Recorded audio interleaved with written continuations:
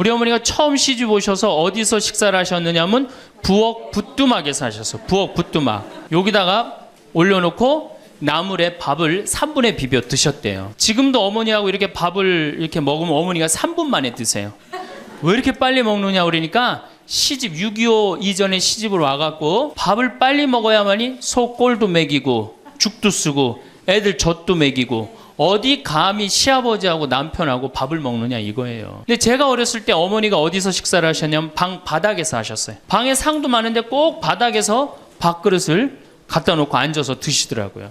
저는 왜 밥상에 이렇게 자리도 있는데 꼭 어머니가 저렇게 방 바닥에서 드실까 이런 생각을 했어요. 근데 어머니는 사실은 출세한 거죠. 부엌에서 방으로 들어온 것만 해도 출세한 거예요. 네. 20년 만에 방에 들어와서 식사를 하신 거예요. 근데 제가 신학교에서 방학 때 와보니까 놀라운 일이 벌어지셨어요. 어머니 밥그릇이 밥상 위로 올라왔어요. 아버지하고 마주보고 식사를 하시더라고요. 이걸 뭐라고 그러냐면 맘먹는다고 그럽니다. 이때부터 맘먹기 시작하더라고요. 아버지하고 목소리가 어머니 목소리가 그전에는 어머니 목소리가 커졌던 기억이 안 나는데 밥상 위에 밥그릇이 올라오면서부터 이게 어머니 목소리가 더 커지기 시작했어요. 근데 제가 이제 신부돼 갖고 한 달에 한 번 집에를 가는데 이젠 더 놀라운 일이 이제 벌어졌어요. 어떤 일이 벌어졌느냐면 이제 밥을 아버지가 차려 드세요. 어머니가 안 차려 주세요. 아버님 하시는 말씀이 엄마 성당 간다고 가방 들고 나가시면은 해 떨어지기 전까지는 안 들어온대요. 여러분들도 지금 오늘 아침에 상 차려놓고 지금 나왔죠? 남편이야 밥을 먹곤 말건 이게 완전히 세상이 바뀐 거죠. 어떻게 감히 남편 밥을 안 차려주고 강원도까지 옵니까? 점심 한 끼인데요. 뭐 이렇게 간이 커졌다니까 여자들이. 자, 그런데 우리 아버님은 한 달에 레지오 4일, 그 다음에 구역 밥모임 4일, 그리고 당신 개모임 한 4일, 12일을 나가서 드세요. 어머니가. 아버님이 12일을 밥을 차려 드시는데 불만을 안 삼으세요. 무슨 생각으로 불만을 안 삼나 했더니 이 늙은 나이에 내가 이 집에서 쫓겨나지 않고 밥 세끼 얻어먹는 것만 해도 감사하다. 여러분들 젊은 사람들의 이혼은 줄어드는데 황혼 이혼은 지금 늘어나고 있어요. 황혼 이혼은. 그러니까 늙어서 안 쫓겨나는 게 그것도 여자한테 안 쫓겨나면 감지덕지한 거죠. 그러니까 세월이 50년 만에 완전히 바뀐 거예요. 21세기는 여성의 시대고 21세기는 노인의 시대고 21세기는 서비스의 시대입니다. 분당에 이렇게 나가보면은 먹자골목에 가보면 낮에 가보면은 전부 여자 천지예요. 여자들. 네. 남자가 없어요. 남자가. 찜질방을 가봐도 여자 천재예요. 여자 천재. 그 우리나라 경제권을 집안에서 60%가 여자가 결정한대요. 남자가 얼마를 결정하냐면 13% 결정한대요. 우리나라는 남자들이 결정권이 없어요. 제가 이군 사령부에 가서 강의를 한 적이 있어요. 이군 해군 평택에 있는 장병 한 1000명한테 강의를 했어요. 환경 강의를 하고 끝나고 나왔는데 거기 소령님이 저한테 부대를 구경시켜줘요. 제가 이 군 부대 강의를 많이 들어가는데 꼭 군대 가면 자기 부대를 꼭 구경시켜줘요. 이군 해군 사령부가 서해 교전한 부대예요.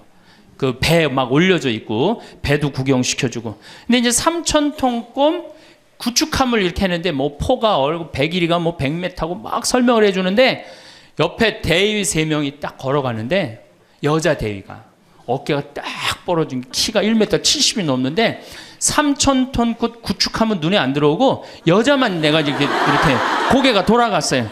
그랬더니 이 소령님이 저한테 그러더라고요. 신부님 멋있느냐고. 아우 멋있다고. 그랬더니 그 소령님 하시는 말씀이 자기는 쟤네들만 보면 무섭대요. 왜 무서우냐? 이게 쟤네들이 그 있는 부대 그 중대하고 남자 대위 부대하고 이렇게 축구 시합하면요 꼭 여자 부대 애들이 이긴대요. 중대장. 왜? 이 군대가 얼마나 삭막해요.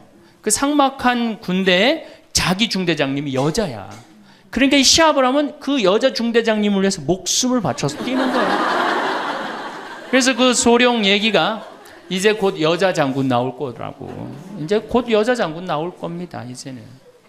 정말 제가 3번에 가서 한번 강의를 한 적이 있어요. 한 7, 8년 전에 고등학교 전교 1등부터 10등까지 9명이 여자예요. 남자 딱 1명이에요. 남자 딱 1명. 안산에 보니까 전교 1등부터 10등까지 1등부터 5등까지는 다 여자예요. 그러니까 요즘 남자애들이 왜 이렇게 시험을 못 보느냐? 컴퓨터 게임 때문에. 그 다음에 개떼처럼 돌아다니는 특성 때문에 남자애들이 여자애들을 따라갈 수가 없대. 혹시 우리 집에 남자만 아들만 낳았다 손 들어보세요. 우리 집에 아들만 있다 손 들어보세요. 이 집은 이제 망한 거예요.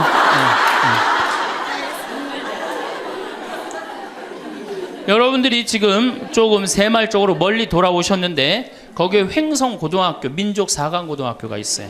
그런데 10년 전에는 여학생이 한 명도 입학을 못했어요. 근데 재작년부터 여학생이 훨씬 많이 입학을 합니다.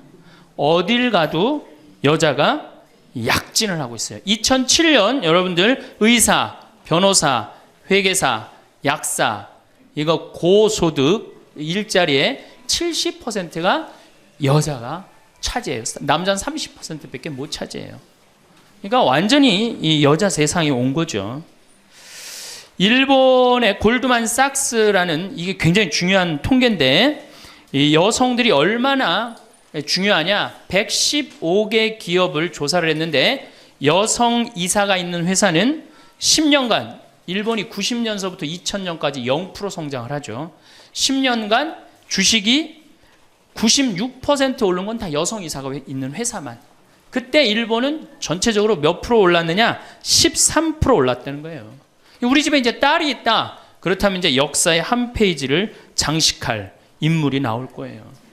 여기 계신 분들 중에 내가 아들을 놓으면은 처음에 아들이 고추 달고 딱 나오면 뭔가 여자로서 일을 해낸 것 같죠? 그렇죠? 내가 드디어 이 시집에 와서 이 집에 이제 대를 잇는구나. 그리고 이놈이 이제 고추를 달고 막 뛰어다니면 그렇게 뿌듯하대요. 쳐다만 봐도. 그렇죠? 근데 이제 이놈이 이제 고등학교에 가고 콧수염이 나기 시작하면은 멀어지는 거예요. 사촌이 돼버리는 거예요. 사촌이. 엄마를 봐도 말도 안 하고 씩 자기 방에 들어가고 다정하게 말 건네는 게 없어요.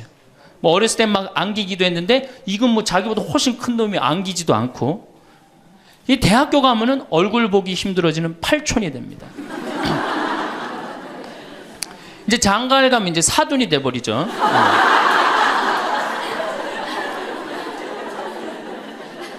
제가 여기 여러분들 노인대학에 옵니다. 이렇게 1박 2일로 100분 정도 와요.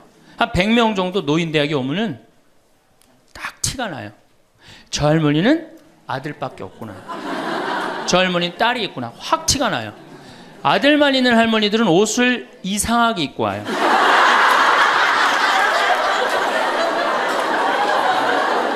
그 몸빼 바지 비슷한 거 입고 와요. 아들만 있는 할머니. 아니 관광버스를 타고 여기까지 오는데 1박 2일을 오는데 멋을 좀 내야 되는데 하여튼 몸빼 바지 비슷한 거 입고 와요. 파마를 해도 어떻게 하고 오느냐? 철모 뒤집어 쓴 거 같이 이렇게 하고 와요. 파마를 하고 와도. 그럼 물어보면 제가 물어봐요. 할머니 아들밖에 없죠? 그러니까 아들밖에 없대. 아니 사둔 아들이 엄마가 철모를 뒤집어 쓰든 몸빼 바지를 입든 관심 없습니다. 근데 딸이 있는 할머니들은 틀려요. 딸이 있는 할머니들은 이 스카프를 하고 와도 색깔이 벌써 뭐 보라색에 벌써 틀려요. 이 파마 웨이브가 틀려요. 딸이 있는 할머니들은 네, 딸이 있는 할머니들은 파마 웨이브가 틀려요.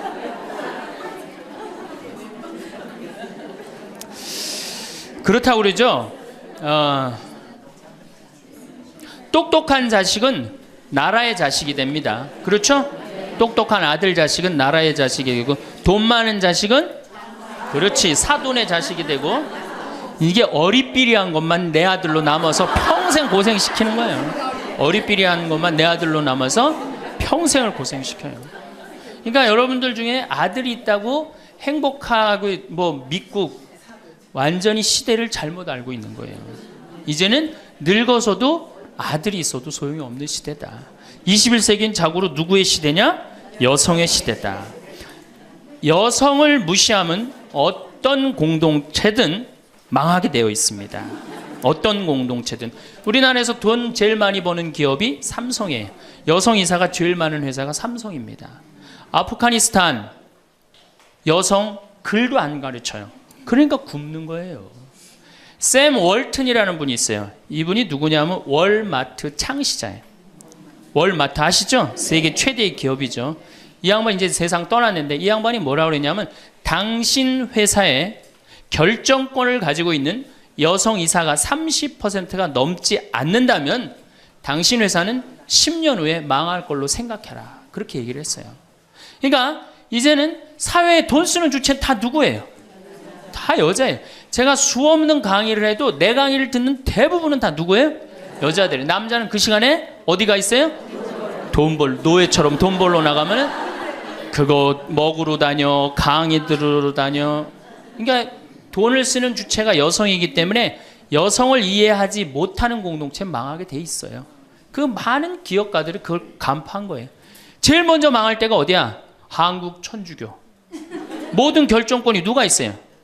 남자들이 있잖아요. 주교님, 신부님들이 다 결정하잖아요. 난 걱정이 앞서요.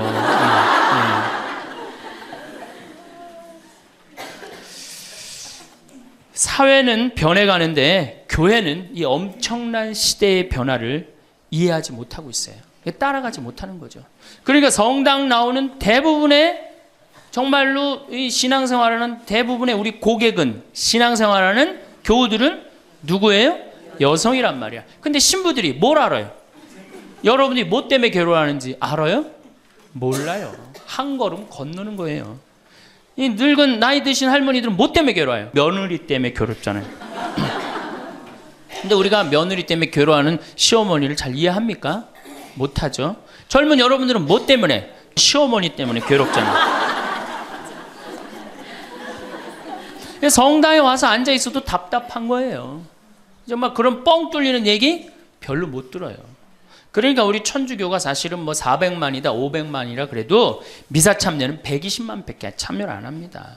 그러니까 내 식구 중에 한 식구만 주일날 와서 밥 먹는 거예요. 근데 이런 심각성을 잘 못 느끼고 있는 거예요. 그러면은 여성들이 왜 이렇게 갑자기 살기 좋은 세상이 됐느냐? 이유가 있어요. 20세기 10대 발명품이 있습니다. 최대의 발명품은 1961년 독일 쉘링사에서 나온 아나보나라는 피임약이에요. 그럼 피임약이 나오기 전에 우리 어머니 세대 70, 80이 된 어머니 세대는 애를 몇 낳았어요? 10명. 아, 멋있는 말 없어요? 한타스. 그건 멋있는 말이 아니야. 우리 어머니 세대는 어떻게 힘 닿는 대로 낳죠. 힘 닿는 대로. 그런데 이거보다 더 멋있는 말이 있어요. 생기는 대로. 얼마 전에 충청도 레지아 그 강의를 갔는데 거기서는 충청도 사람들은 또 우리하고 생각이 틀리더라고. 닥치는 대로 낳대요.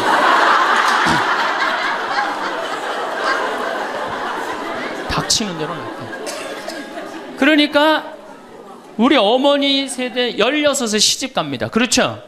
16 생식 능력 시작되면 그럼 배가 불러요.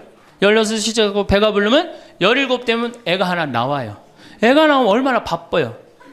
젖 먹여줘야죠. 얼러줘야죠. 논일 나가야죠. 밭일 나가야죠. 우리는 어렸을 때 집에 누에를 키웠어요. 누에 뽕 먹여야죠. 얼마나 바빠요. 그런데 이게 아장아장 걸어다닐만 하면 19 되면 또 어떻게 돼? 또 배불러. 그 20 되면 또 하나 나와. 이 둘이 이제 아장아장 기어다니고 정신이 하나도 없죠. 22 되면 또 배불러요. 23 되면 또 나와요. 그러니까 어디 놀러 가고 싶어도 어떻게 하나는 포대기에 싸고 하나는 젖에 매달고 하나는 옆구리에 끼고 어딜 옛날에 여자들이 놀러를 가요. 집 밖 동네 밖 꿈도 못 꿨습니다. 이렇게 몇 가지 애를 놓냐면 40가지 애를 낳아요. 그러니까 몇 년 동안 애를 놓느냐면 25년 동안 애를 놓는 거예요. 25년 동안. 여러분들 이게 사람이에요?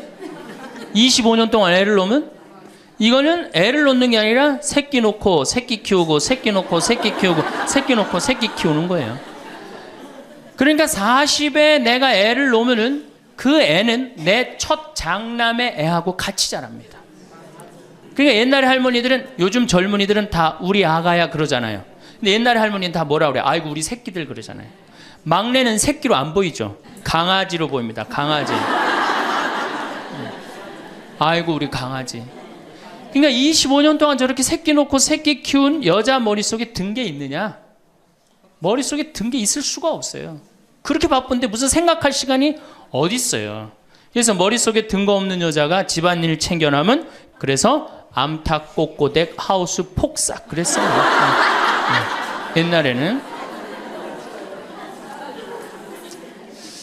그런데 이 피임약이 나오고부터 애가 줄어들기 시작합니다. 4명으로, 3명으로, 2명으로, 이젠 1.05명으로 줄어들었어요. 여자가 애 놓는 시간이 1년으로 줄어들었어요. 1년으로. 여자한테 몇 년의 시간이, 자유시간이 주어져요? 24년의 자유시간이 주어진 거예요. 자, 24년 동안 여자들이 사법고시 보고, 행정고시 보고, 외무고시 보고, 육사 가고, 해사 가고, 공군사관학교 가고, 경찰대학 뭐 1, 2, 3등 수석 졸업, 육사, 해사, 수석 졸업, 이건 다 이제 옛날 얘기에 다 휩습니다. 그러니까 여러분들 가정에 우리 집에 아들만 있다. 이 집은 뭐예요? 그래서 내가 딸을 둘 놓으면 뭐? 금메달. 그렇죠? 아들 하나 딸 하나 놓으면 은메달. 아들만 둘 놓으면. 그런데 문제는 이렇게 여자들이 살기 좋은 세상이 됐어요. 이렇게 살기 좋은 세상이 됐는데 참 불행하게도 대한민국에서는 여자들이 이 사회를 주도해 나가는 주도 세력이 못 됩니다. 왜냐하면 16대 때 우리나라 여성 국회의원이 16명에서 300명 중에 5.4%, 17대 때는 39명, 300명 중에, 그러니까 12%, 13%예요. 그런데 여러분들 정말로 잘 산다는 스웨덴은 국회의원이 42.7%, 덴마크는 29.8%, 30%예요. 그러니까 여성들이 사회에 진출해서 그 사회를 변화시키려고 굉장히 노력을 해요. 근데 우리나라 여성들은 사회가 뒤집어지든 엎어지든, 지금 바로 여러분들 세대, 지금 30대, 40대, 50대 요 세대들은 관심이 없어요. 엎어지든 뒤집어지든. 지금 여러분들 우리나라 4급 공무원 100명 중에 여자 공무원이 몇 명인 줄 아세요? 딱 5명이에요. 그러니까 미국의 대사분이 우리나라에 이제 있다가 이제 미국에 가면서 한 신문의 칼럼에 글을 쓰고 갔어요. 대한민국 이상하다. 이렇게 여자들이 대학까지 나오는, 이렇게 많이 나오는 나라도 없다. 그런데 대학까지 나온 이 고급 인력이 시집만 가면 다 자기를 관둔다. 참 이상하다. 그래서 한국이 발전을 못하는 거예요. 그 인력이 어떻게 그대로 다 계속 사회를 위해서 노력을 해야 되거든요. 우리가 $10,000에서 $20,000로 넘어갈 때 여성의 사회 참여율이 모든 국가를 통계를 빼보니까 9% 정도 증가했대요. 여성들이 사회에 나가는 게. 우리나라는 1.6%. 사회 안 나가는 거예요. 왜 안 나가요? 2가지 때문에 안 나갑니다. 이 2가지, 이 병을 고치지 않는 한 우리나라는 선진국으로 가기도 힘들고 대한민국 정말 행복한 나라로 가기도 힘들어요. 첫 번째 뭐냐? 자식 교육. 여기에 미쳐 있어요. 요즘 내가 이렇게 방송을 보면은 정말로 정신없구나 이런 생각이 들어요. 두 번째로는 텔레비전. 이게 또 방송으로 나가겠지만 이 텔레비전님에 미쳐 있어요. 텔레비전. 이 2가지 여자들이 완전히 미쳐서 사회에 건강한 세력이 되지 못하는 거예요. 그럼 자식 교육을 가만히 보면은 한번 보세요. 내가 이제 딱 아기를 가졌어. 임신을 했어. 요즘 젊은 엄마들이 임신을 딱 하면은 얼마나 이뻐요. 지금 이제 해도 나고 이제 조금 있으면 더 멋있어질 것 같은데 강도 예쁘고 산도 예쁘고 꽃도 예쁘고 하늘도 예쁘잖아요. 그럼 내가 세상에 태어나갖고 정말 이렇게 행복하게 살았으면 좋겠다 이런 생각하는 엄마들 거의 없어요. 임신을 하는 순간 내 뱃속에 서울대학 C가 들어왔다고 생각을 해요. 이게 얼마나 불행해요. 그래갖고 뱃속에 있는 애한테 글자를 가르칩니다. 도화지를 이렇게 오려서 대한민국, 대통령, 뭐 변호사 뭐 이런 거. 그 다음에 이제 요즘 또 2개 국어를 알아듣는다고 How are you today, my baby? It's raining. 비 온다 이거죠 오늘. 사실 여러분들 태아는 뱃속에 있으면서 10달 동안 잔다고 그래요. 그 애한테 무슨, 그래서 그걸 뭐라 그래? 태교라고 그러잖아. 교육을 시키는 거 뱃속에 있을 때부터. 얼마나 불행합니까? 뱃속에 있을 때부터 교육을 받으니. 그러니까 엄마의 태를 열고 세상에 나왔어. 그래갖고 3번에 이제 아파트촌이죠. 아파트를 통해서 수리산을 너무너무 보고 싶어. 얘가 구름도 보고 싶고 눈도 보고 싶고. 근데 이 잔인한 엄마들이, 아니 아무 생각 없는 엄마들이 아파트 베란다 창문에 한쪽에는 가나다라마바 차타카타를 붙여놓고 한쪽에는 A, B, C, D, E, F, G를 붙여. 수리산을 보고 싶어도 보여요, 안 보여요? 글자에 가려서 안 보이는 거예요. 내가 누워서 모빌이 돌아가는데 기역, 니은, 디귿, 리을이 막 돌아가요. 모빌이. 겨다닐만 하면은 엄마들이 텔레비에는 텔레비전이라고 써놓고 냉장고에는 냉장고라고 써놓고 의자에는 의자라고 써놓고. 그러니까 애들이 겨다닐 때마다 글자가 없는 데가 없어요. 그러니까 요즘 애들이 몇 살이면 한글 띱니까? 5살이면 4살 띄어요? 5살이면 한글 띄어요. 여기 계신 분 중에 초등학교 들어가기 전에 한글 띄신 분들 계세요? 없을걸요? 저는 초등학교 1학년 내내 받아쓰기 빵점이었어요. 기억나요? 1년 내내 빵점이었어요.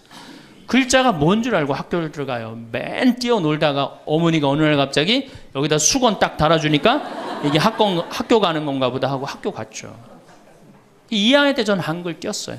근데 내가 5살에 한글을 띈다. 흥분됩니까? 안 됩니까? 드디어 우리 집에 천재 태어났다.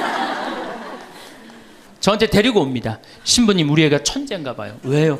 텔레비에 나오는 글자 모르는 글자가 없어요. 5살밖에 안 됐는데 축복기도 좀 해주세요. 안수기도 해달라는 거죠. 그럼 내가 걔 머리에 손을 얹고 뭐라고 그러냐? 이제 네 인생은 쫑났다.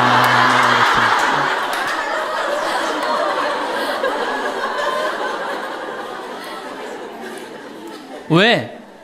피아제나 썸머힐이나 몬테소리 같은 유아 교육 이론을 가만히 읽어보면요, 3살, 4살, 5살 때 뇌의 75%가 형성된대요. 이때 고정적인 개념을 가르치지 말라고 그래요. 근데 이 글자를 가르치면 글자는 잘 알지만 뭐를 몰라? 다른 걸 모르는 거예요. 그야말로 이제 똑똑 바보가 되는 거죠. 저한테 이렇게 말하는 엄마들이 참 많아요. 신부님, 우리 애가 머리는 똑똑한데 노력을 안 한다고. 어림도 없는 소리예요. 왜? 얘는 이제 머리가 완전히 막혀 있는 거예요. 이때 어떻게 해야 돼? 저는 어렸을 때 이때 어떻게 자랐느냐면은 스레트에 막 겨다니다가 떨어져갖고 끓는 물에도 떨어져 봤어요. 아, 이게 끓는 물에 떨어지면 디는구나. 그 다음에 팽이 깎는다고 막 낫으로 깎다가 여기 쳐갖고 아직도 여기 이 상처가 있어요. 5살 때 확 뼈까지 잘라갖고 이게 잘라지는 거구나. 이러면서 애가 뭐를 이해해? 세상을 이해한단 말이야. 세상 돌아가는 이치를 깨닫는단 말이야. 그때 돌아가면서. 근데 책상 앞에서 글자만 배운 애는 다른 경험이 전혀 없는 거예요. 그래서 나는 초등학교 때 이렇게 성당에 이렇게 오는 엄마들, 내가 이제 다음 주에도 이제 유치원에 가서 강의를 하는데 엄마들이 그렇게 하는 엄마들이 참 많아. 너 바보야? 왜 이거하고 연결할 줄을 몰라? 이렇게 이해가 안 돼? 그렇게 막 화내는 엄마들 되게 많아요. 여러분들도 자식들 키우면서 이렇게 화낸 자식 있어요, 없어요? 분명히 있는 애는 이제 걔는 똑똑 바보예요. 왜냐하면 하나만 알고 다른 걸 모르는 거예요. 그러고 이제 천재인 줄 알고 초등학교에 들여놨더니 남들하고 섞어 놓으니까 어때요? 똑같은 애. 이때부터 이제 학원에 보내기 시작하는 거예요.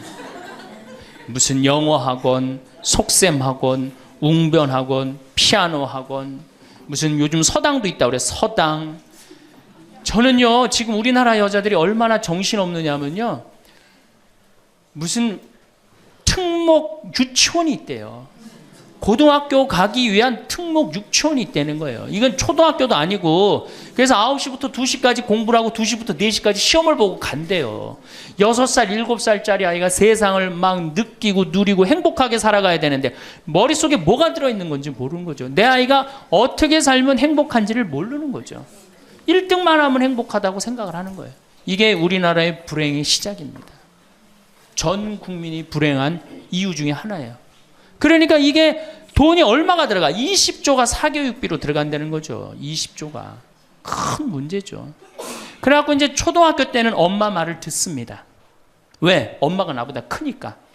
그리고 그때는 막 똑똑하지도 않잖아, 얘가. 근데 딱 6학년만 넘어서 갖고 중학교 1학년만 되면요, 갑자기 엄마보다 애가 커져요. 딸은 그래도 괜찮아. 아들놈이 이렇게 커지면요 확 커집니다. 그래갖고 이제 학원을 땡땡이를 깠어. 애가 왜 학원 땡땡이 까고 그래? 응? 너 공부 빨리 해야지. 응? 좋은 대학 가서 너 출세하고 행복하지. 뭐가 좋은 대학 가는 게 행복해. 그래갖고 딱 때리려고 그러면 이제 아들이 딱 엄마 손을 딱 잡고 내려다보면서 중요한 게 있어요. 흰 눈동자 95%, 까만 눈동자 5%를 확 뒤집으면서 엄마를 밀쳐내면서 뭐라고 그러냐면은 이거 왜 때리냐고 말로 하자고. 이 지금 웃으면서 우리가 얘기를 해서 그렇지 실질적으로 심각한 가정 너무나 많습니다. 실질적으로. 왜? 엄마가 어디 있어? 우리 애들한테 관리자만 있지. 얼마 전에 반포 성당에서 교육을 받으러 오셨어요. 강의 끝나고 반포 자매님 한 분이 저하고 얘기를 할 기회가 있어서 신부님 제가 중국집을 합니다. 그래도 반포에서 합니다. 꽤 잘 되는 음식점입니다. 제가 중국 음식점에 엄마들이 점심 때 갖고 탕수육 하나 시켜갖고 애 스케줄 관리해 준다는 거야. 아니 그거 시켜놓고 학원 어디 가고 몇 시에 뭐 가고. 야, 애가 행복할 것 같아요? 어림도 없는 소리예요. 그러니까 얘네들이 무슨 병에 걸리냐면 번아웃 병에 걸려요. 하느님 인간으로 태어났으면 10살 때 쓸 거 20살 때, 30살 때, 40살 때, 50살 때 쓸 에너지를 줬는데 이거를 유치원부터 초등학교 때까지 다 태워 없앤 거예요.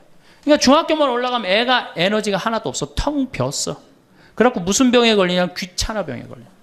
뭐 좀 하자 그러면 뭐라 그래? 엄마 귀찮아. 좀 놔도. 아무것도 하기 싫은 거예요. 그렇게 시달렸으니 아니 초등학교 때는 4시간 8살짜리가 4시간 공부하면 많이 한 거 아니에요? 공부? 근데 요즘 애들이 어떻게 해요? 밤 10시까지 학원을 다녀요.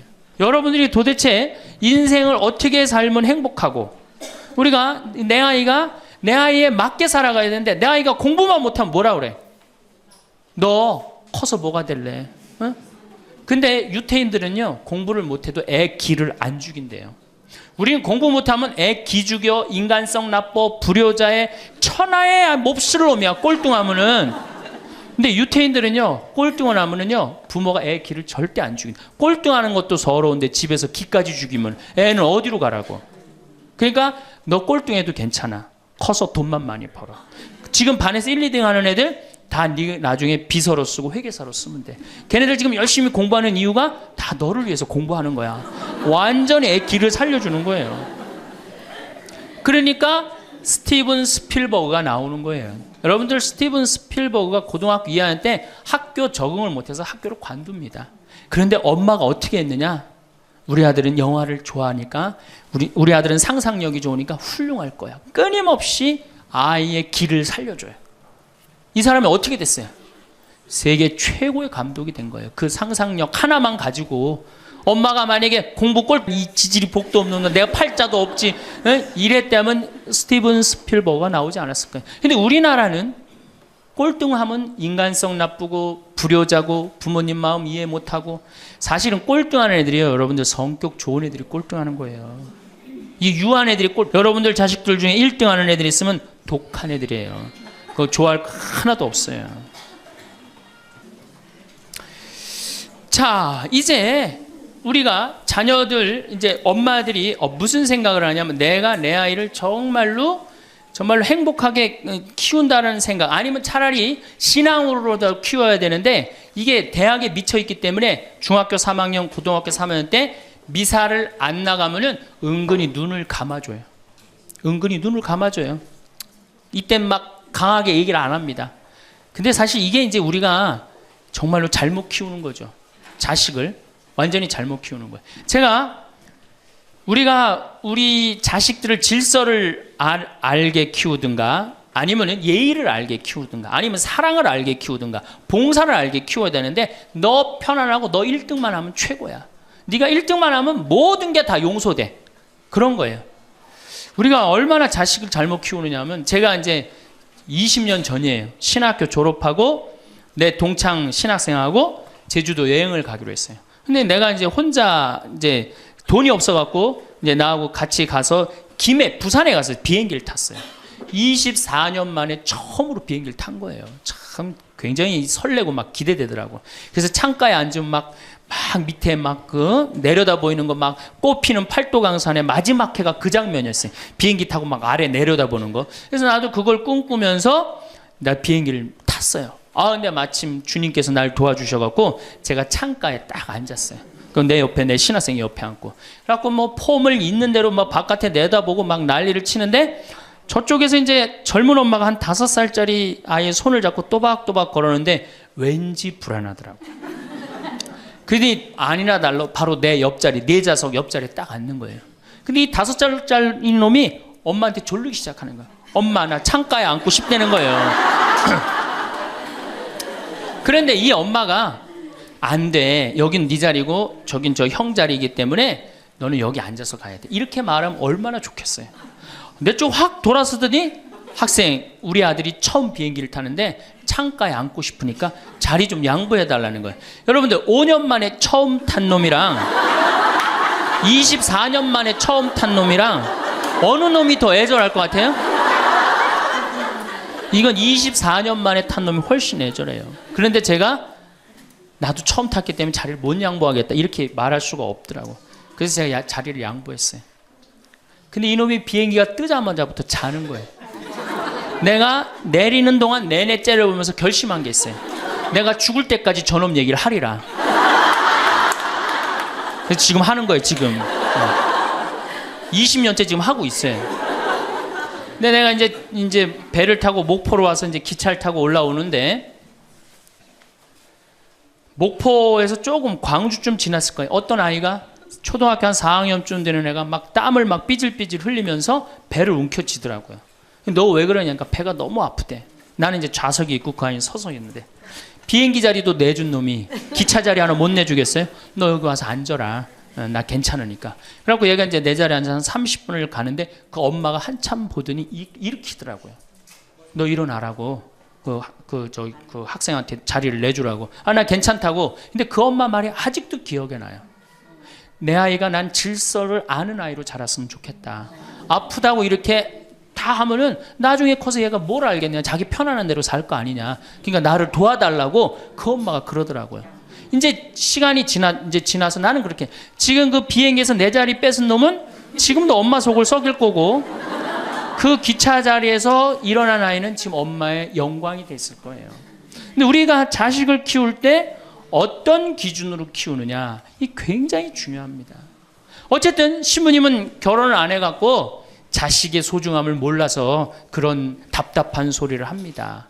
그래갖고 이제 어떻게 내 아이가 이제 서울대학을 갈 줄 알았더니 지방 무슨 제3대학을 졸업을 했어. 졸업을 해갖고 취직을 했어. 그럼 부모 역할 다 한 거야 안 해요? 부모 역할 다 한 거예요. 역사적으로 자식이 농사를 지을 줄 알았으면 부모 역할 다 했어요. 공자님 시대 평균 연령이 몇 세였냐면 38세였어요. 16세 시집을 가갖고 32, 33 때면 내 아이가 16이 됐을 때 부모가 기다려줬어요? 안 기다려줬어요? 안 기다려줬어요. 죽었어요. 그러니까 옛날에는 자식이 부모한테 애절합니까? 안 애절합니까?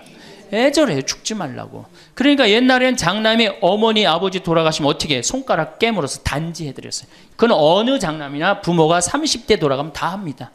그리고 허벅지 자기가 직접 해주고 그게 뭐 상상이 안 가는 일이지만 옛날에는 그게 가능했어요. 왜? 이렇게 날 키우고 지금 죽으면 어떻게 하느냐. 그리고 옛날에 장남이 죽지 말라고 그러는 이유가 있어요. 왜 죽지 말라고 그러면 동생이 13, 17, 4, 1살이란 말이야. 아니 이렇게 나눠놓고 지금 죽으면 이거 누가 키워야 돼? 장남이 키워야 되잖아요. 그러니까 죽지 말라고 그랬던 거예요. 근데 우리 어머니가 60까지 살았어. 그러면은 이 1살이 시집 장가가는 나이예요. 그러니까 장남이 너무 고맙다고 이렇게 내 동생 다 키워줘서 너무 고맙다고 잔치를 해준 게 바로 회갑 잔치, 환갑 잔치예요. 그러니까 옛날에는 환갑이 굉장히 의미가 있었어. 근데 요즘은 환갑을 차려줬는데도 이게 안 죽네.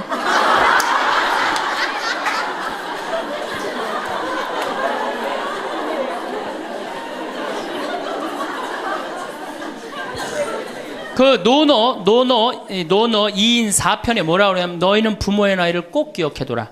부모를 모실 날이 얼마 남지 않은 것을 생각하고 그 다음에 부모가 살 날이 얼마 남지 않은 것을 생각하고 부모의 나이를 꼭 기억하라고 했어요. 나는 그걸 읽고 우리 어머니가 얼마 살 날이 얼마 남지 않았구나 그런 생각을 하고 매년 나이를 기억해뒀어요. 근데 이제는 포기했어요. 헷갈려요. 몇 살을 사시는지. 그리고 어머니가 60대 뭐라고 그러셨느냐면은 에휴 늙으면 죽어야 돼. 늙으면 죽어야 돼. 그래서 그때 굉장히 내가 그 논어를 막 한참 읽을 때라 정말로 내가 부모한테 잘해야 되겠구나. 본수원 갈비집에 가고 갈비 한 번 더 사드리고 전화 한 번 더 드리고 했어요. 근데 이제 요즘 이제 그 얘기 들으면 막 화가 나요. 그 얘기 한 지 벌써 16년이 지났어요. 죽을 기미가 안 보여요.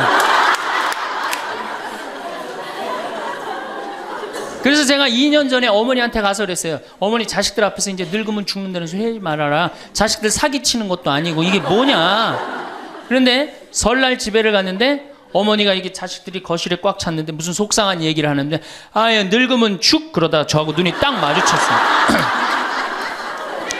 늙으면 죽 그러시다 마시더라고요. 이제 늙어도 안 죽어요. 여러분들 평균 연령이 지금 83세입니다. 그러니까 대부분이 90까지 살아요. 재수 없으면 100살까지 살아요. 여러분들은 몇 년을 사냐면 120년을 삽니다. 그럼 몇 년 남은 거예요? 여러분들 자식들한테 공부 못하는 자식한테 너 늙어 커서 뭐가 될래? 이거 말하는 정신이 있으면은 난 늙어서 뭐가 될까? 이거 먼저 걱정하셔야 돼요. 여러분들 앞으로도 50년, 60년 남아있어요. 근데 이렇게 오래 살 줄 모르고 있는 돈 없는 돈 누구한테 다 쏟아붓어? 자식한테 다 쏟아붓어. 있는 돈 없는 돈. 그리고 맨 손가락 빨면서 50년을 산다. 이건 축복이 아니라 저주예요. 저주. 정말로 생각 잘 하셔야 돼요. 우리나라 여성들 지금 자식한테 지금 학원비 1년에 20조 쏟아 넣을 일이 아니에요. 늙어서 죽지 않으면 결국은 누구하고 힘들어져요? 자식하고 힘들어질 거 아니야. 돈은 한 푼 없지. 자식은 그래도 공부시켰다고 쳐다는 보는데 계속 그것도 1, 2년도 아니고 40년, 50년 이렇게 보고 있으면 어때요, 여러분들? 이 생각하면 딱 쉬워요. 여러분들 주위에 40살 먹은 아들이 장가도 안 가고 빈둥빈둥 엄마 주위에서 이렇게 붙어서 살아. 40살 된 딸이 시집도 안 가고 엄마 아빠 옆에서 붙어서 살아. 그 딸 이뻐요, 미워요? 밉죠? 반대로 뒤집어서 생각해 봅시다. 우리 엄마가 90이 됐는데 빈둥빈둥 나한테 매달려서 살아. 그럼 그 자식 이쁠 것 같아요? 부모가 이쁠 것 같아요? 안 이쁠 것 같아요? 미워요. 이건 어쩔 수 없어요. 특히 아들이 모시는 게 아니잖아요. 며느리한테 얹혀 살면 더 힘든 거예요. 이 우리 현실의 현실. 계산상 안 맞아. 계산상 20년 키웠으면 20년어치만 받아 먹어야 될 거 아니야. 안 그래요? 20년 키웠으면 20년어치만 받아 먹으면 되잖아. 근데 이건 20년 키우고 지금 50년 60년 이렇게 받아 먹게 생겼어요. 내가 고등학교 3학년 때까지 어머니 아버지가 저를 키워줬어요. 고등학교 3학년 때까지 참 고맙더라고요. 신부가 돼서 그런 생각이 했어요. 그래도 옛날에는 신부가 집안 떠난다 그러지만 지금은 집안하고 신부하고 연관이 많아요. 그래서 내가 그래도 어머니 아버지가 나를 20년 키워줬으니까 내가 20년은 갚으리라. 20년 얻어먹었으니까 20년은 갚으리라. 그런 생각을 했어요. 참 기특한 생각을 했죠. 내 첫 활동비가 46만 원이었어요. 어머니 2만 5천 원, 아버지 2만 5천 원. 용돈을 드리기 시작했어요. 지금 17년째 한 달도 안 빠지고 용돈을 드려요. 지금은 좀 많이 드리죠. 강의 다니고 그러니까 조금 제가 강사료 있으면 한 달에 5번, 6번 강의를 나가니까 그 강사료 중에 하나만 나눠줘도 용돈 많이 드리는 거예요. 17년 드려요. 한 달도 안 빠지고. 제가 생각해도 제가 기특해요. 이제 3년만 하면 끝나는 거예요, 이제.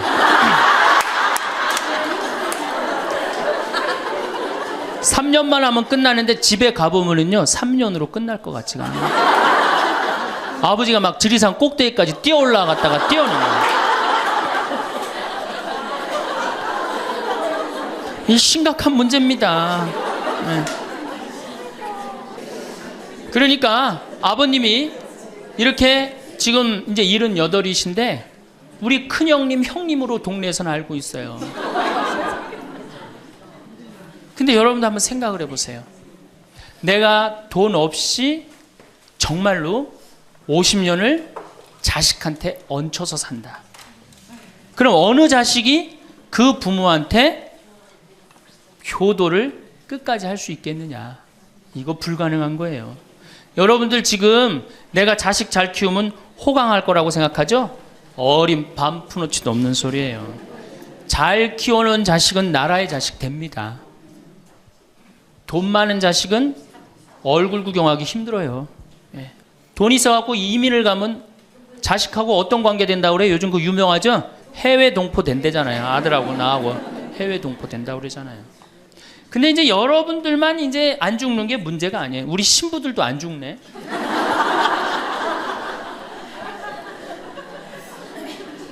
신부들이 내가 신부 될 때 우리 수원교회 은퇴사제가 한 분 계셨어요. 한 분 계셨는데 지금 19분 계세요. 19분이 우리가 은퇴기금을 모았는데 벌써 다 쓰셨어요. 그리고 이제 바로 가세요. 지금 여기 지금 우리 교구의 최고 원로 신부님 지금 와 계시거든요. 예, 와 계신데 지금 이제 83인지 4인지 또 헷갈리는데 예, 계신데 건강하세요. 제가 보기엔 한 95까지 사실 겁니다. 그러니까 참 우리 신부들, 여러분들은 그나마 손자도 있고 손녀도 있지. 우리 신부들은 아무것도 없잖아. 은퇴하면은 땡이에요, 땡. 교우들이 찾아와요. 이거 1년 겨우 찾아고 1년 지나고 나면 내가 은퇴 신부님들 가보면 하루 종일 혼자 계세요. 그것도 1년 365일. 그러니까 이탈리아는 어떻게 은퇴를 안 합니다. 신부님들이 절대 은퇴 안 해요. 왜? 외로운 걸 아니까. 이 실제로 있었던 일인데 93살 먹은 할아버지 신부님이 은퇴를 안 하는 거예요. 여러분들 시어머니 93살 되면 제정신이에요? 제정신 아니에요? 아니 93살 먹은 신부님이 아니 93살이 정신이 오락가락 하는 거예요. 그러니까 이게 이 신부님이 혼배 때 이제 장례 강론하고 장례 때 혼배를 강론하고 막 이러는 거예요. 주교님이 머리가 아픈 거예요. 그래서 하루는 주교님이 찾아가서 신부님한테 신부님 이렇게 은퇴하라고 그래도 은퇴도 안 하시고 이렇게 맨날 이렇게 헷갈려 하시고 하니 내가 보자 하나 보내줄 테니 그 보자 받아갖고 어려운 건 보자를 시켜라. 그래서 신부님 너무 기분이 좋대. 보자가 딱 온다 그러니까. 보자가 왔는데 70살짜리를 보내는 거예요. 70살짜리를 보내는 거예요.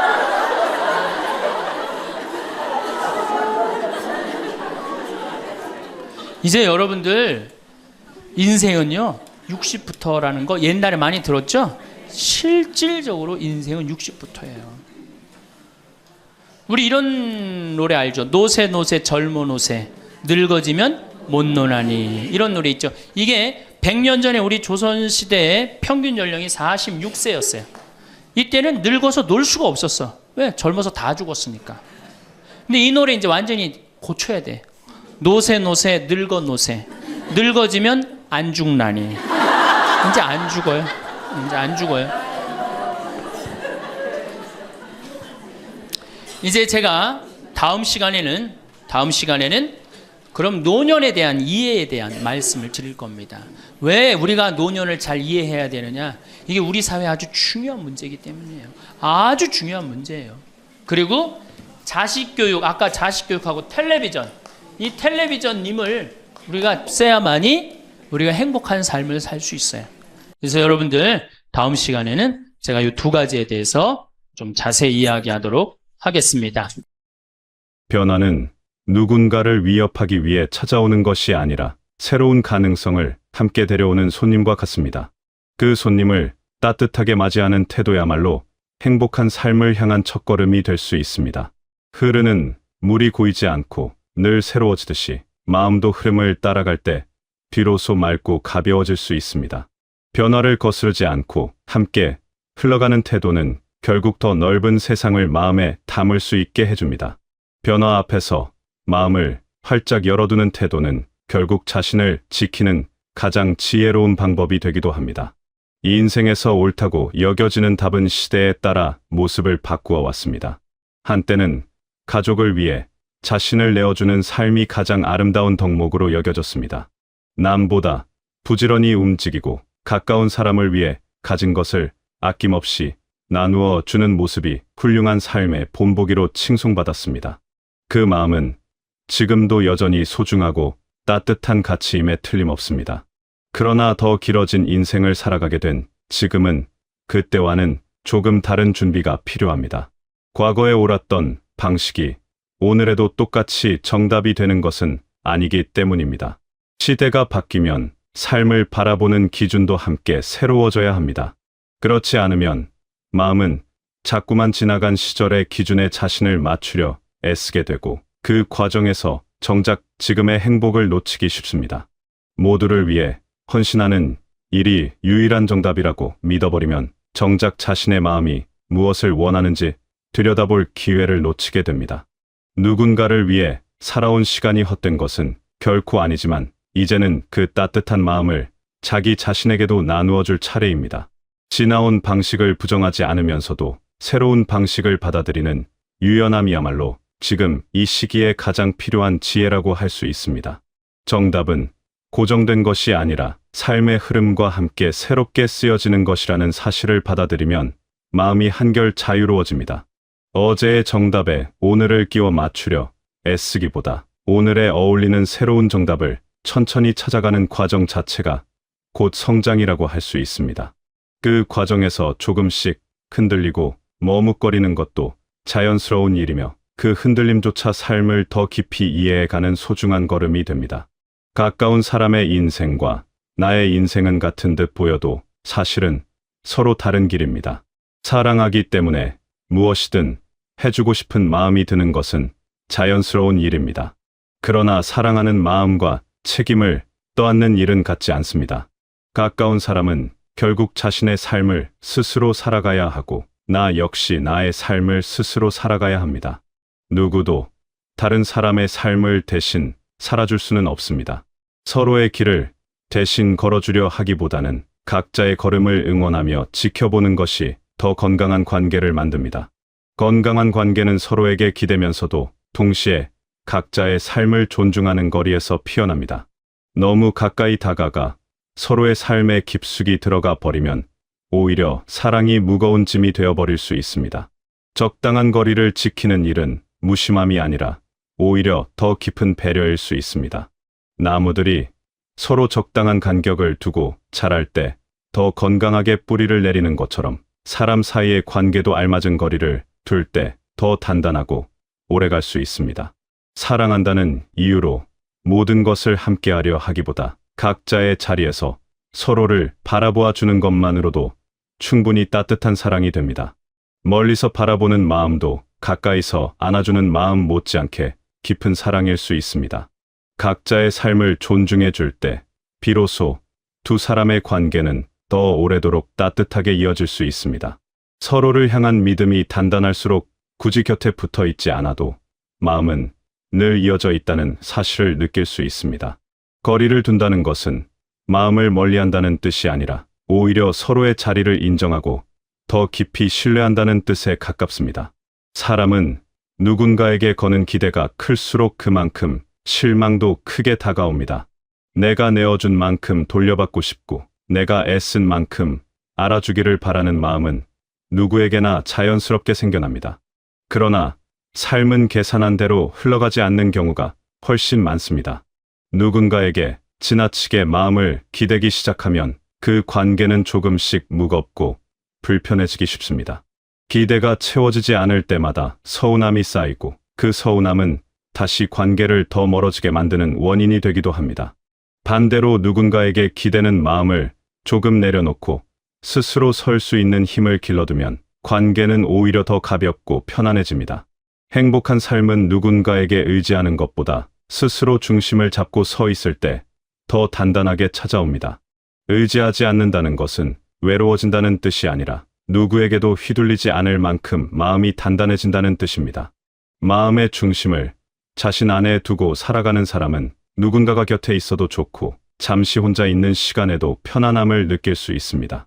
기대를 내려놓는 만큼 관계는 오히려 더 깊고 자유로워질 수 있습니다. 바라는 마음을 살짝 내려놓는 순간 작은 배려에도 크게 감사할 수 있는 여유가 생겨납니다. 그 여유로움이야말로 관계를 오래도록 따뜻하게 지켜주는 힘이 됩니다. 큰 것을 바라지 않을 때 작은 호의 하나에도 마음 깊이 고마움을 느낄 수 있고 그 고마움은 다시 더 따뜻한 마음으로 돌아옵니다. 기대를 내려놓는 연습은 결국 더 많이 사랑하고 더 깊이 감사할 수 있는 마음의 공간을 넓혀주는 일이기도 합니다. 남은 인생을 준비한다는 것은 단순히 돈을 모아두는 일만을 의미하지 않습니다. 물론 경제적인 준비도 중요한 부분이지만 그것이 전부는 아닙니다. 건강을 지키는 습관을 만들고 마음을 채워줄 취미를 찾아두고 사람들과 따뜻한 관계를 꾸준히 이어가며 혼자 있는 시간조차 즐겁게 채울 수 있는 힘을 길러두는 일이 진짜 준비에 가깝습니다. 삶의 중심을 다른 누군가에게 맡겨두지 않고 스스로 세워두는 것, 그것이야말로 가장 단단한 준비라고 할 수 있습니다. 누군가가 곁에 있어 주기를 바라는 마음과 혼자서도 충분히 평온할 수 있는 힘은 서로 다른 것입니다. 둘 다 갖추고 있을 때 삶은 비로소 흔들리지 않는 안정감을 갖게 됩니다. 몸을 가볍게 움직이는 습관 하나, 마음을 편안하게 만들어주는 작은 활동 하나가 모여 단단한 토대를 만들어줍니다. 아침마다 가볍게 몸을 풀어주는 시간, 좋아하는 음악을 들으며 마음을 다독이는 시간, 자연을 가까이 느낄 수 있는 산책 시간이 쌓이면 그 자체로 든든한 울타리가 되어줍니다. 멀리 떠나는 여행이 아니어도 괜찮습니다. 가까운 공원을 천천히 걷는 시간, 좋아하는 식물을 가꾸는 시간, 손끝으로 무언가를 만들어보는 시간도 모두 마음을 풍요롭게 채워주는 소중한 준비가 됩니다. 그러니 지금부터라도 마음을 채워줄 작은 즐거움을 하나씩 찾아두는 일이 큰 의미를 가집니다.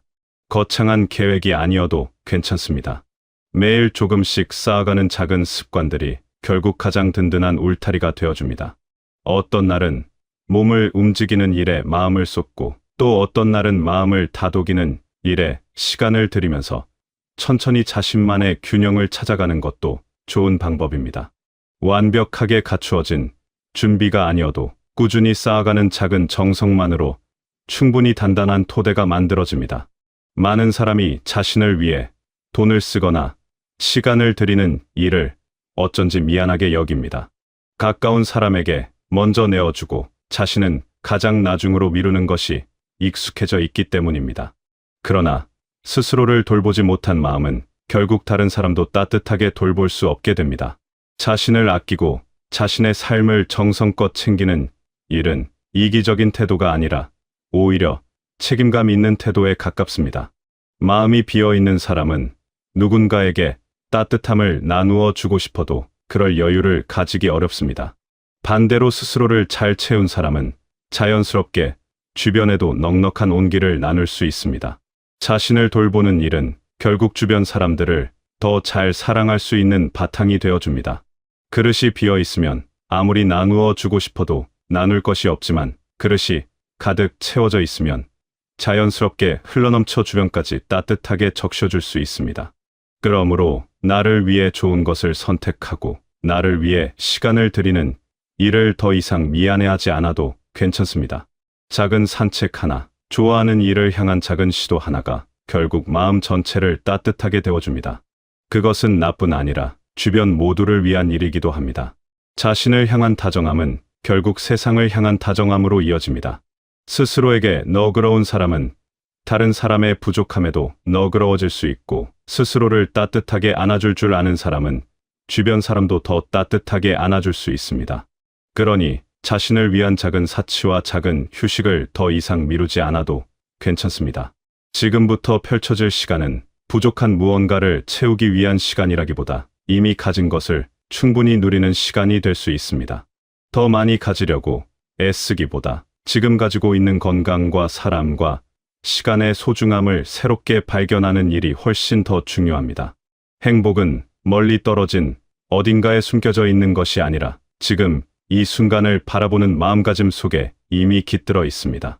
아침에 눈을 뜨고 몸을 움직일 수 있다는 사실, 따뜻한 햇살을 느낄 수 있다는 사실, 누군가와 마음을 나눌 수 있다는 사실만으로도 충분히 감사한 하루가 됩니다. 평범하게 흘러가는 하루 속에도 자세히 들여다보면 작은 기쁨들이 곳곳에 숨어 있습니다. 창밖으로 스쳐가는 바람 한 줄기, 따뜻한 차 한 잔이 주는 온기, 나당에 핀 작은 꽃 한 송이도 충분히 마음을 환하게 밝혀줄 수 있습니다. 익숙한 골목을 걸으며 마주치는 낯익은 풍경, 정겨운 인사를 나누는 짧은 순간, 따뜻한 국 한 그릇이 주는 포근함도 모두 행복의 다른 이름일 수 있습니다. 행복을 연습한다는 것은 거창한 일을 해내는 것이 아니라 이미 곁에 있는 작은 것들을 알아차리는 연습에 가깝습니다. 그렇게 매일을 쌓아가다 보면 행복은 어느새 멀리 있는 목표가 아니라 지금 머무는 자리 자체가 됩니다. 멀리 있는 무언가를 쫓기보다 지금 손에 쥔 것을 천천히 들여다보는 일이야말로 행복으로 가는 가장 가까운 길입니다. 행복은 결국 발견하는 사람의 것입니다. 같은 하루를 보내더라도 무심히 흘려보내는 사람과 천천히 음미하는 사람은 전혀 다른 풍요로움을 느끼며 살아갑니다. 마음의 시선을 조금만 천천히 늦추어도 평범했던 하루가 전혀 다른 깊이로 다가올 수 있습니다. 평생을 가까운 사람들을 위해 살아왔다면 이제는 자신을 위해 살아도 충분히 괜찮습니다. 마음속에 미뤄두었던 일을 시작하고 만나고 싶었던 사람을 만나고 배우고 싶었던 것을 새롭게 배우며 살아가도 좋습니다. 시대는 끊임없이 변해왔고 그 흐름 속에서 삶의 모습도 함께 변해갑니다. 그리고 그 변화 속에서 가장 중심에 두어야 할 사람은 다른 누구도 아닌 바로 자기 자신입니다. 지금까지 충분히 애써왔다면 이제는 자신에게 다정한 시선을 보내줄 차례입니다. 스스로를 향한 따뜻한 마음은 결코 늦지 않았습니다. 오늘 마음먹는 그 순간이 가장 빠른 시작점이 됩니다. 작은 변화 하나가 삶 전체를 부드럽게 바꾸어 놓을 수 있다는 사실을 기억하시기 바랍니다. 누군가를 위해 살아온 시간들이 켜켜이 쌓여 지금의 단단한 자신을 만들었듯이 앞으로 펼쳐질 시간은 온전히 자신을 위해 쌓아갈 수 있습니다. 거창하지 않아도 괜찮습니다. 좋아하는 풍경을 천천히 바라보는 일, 마음에 드는 일을 조금씩 시도해보는 일, 가까운 사람과 따뜻한 대화를 나누는 일, 그 작은 순간들이 모여 삶 전체를 환하게 밝혀줄 것입니다. 지금까지 걸어온 모든 시간이 헛되지 않았듯이 앞으로 걸어갈 시간 또한 그 자체로 충분히 아름답고 의미 있는 시간이 될 것입니다. 마음을 편안히 내려놓고 오늘 하루도 자신을 향해 따뜻한 눈길을 보내시기 바랍니다. 누구의 인생도 완벽하게 정해진 길을 따라가지 않으며 그렇기에 지금부터 새롭게 그려가는 하루하루가 더욱 소중합니다. 조급해하지 않아도 괜찮습니다. 천천히 자신의 속도에 맞추어 한 걸음씩 나아가는 것만으로도 충분히 의미 있는 변화가 시작됩니다. 그렇게 쌓인 하루하루는 결국 더없이 따뜻하고 풍요로운 시간으로 남게 될 것입니다. 지금 이 순간부터 자신을 더 다정하게 바라보고 자신의 하루를 더 소중히 가꾸어 가는 평온하고 따뜻한 나날이 되시길 바라겠습니다.